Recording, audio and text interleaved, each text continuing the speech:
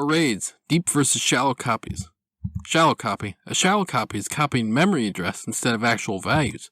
The value that's in the array variable is the memory address of the first array element. When you copy this value into another variable, without deeper thinking, you're tempted to think you've got a whole new array. You do not.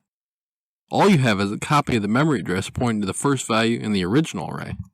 If you change a value in the second array, both arrays are changed the very same. In this example, you have an array S, which is 1, 2, and 3 in it. You have an array T where you copy S's memory address into T. And then when you change the second value in T to 12, both second values in the arrays are now 12. Deep copy. Deep copy is when you copy actual values. Overarching concept.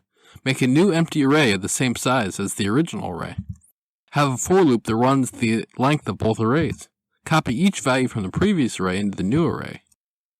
In this example, you have an array S, you have a new empty array T, and then you go through a for loop and you set all of S's values into the same slots as T. And then when you change the second value of T to 12, the second value of S is still 2. Ciao.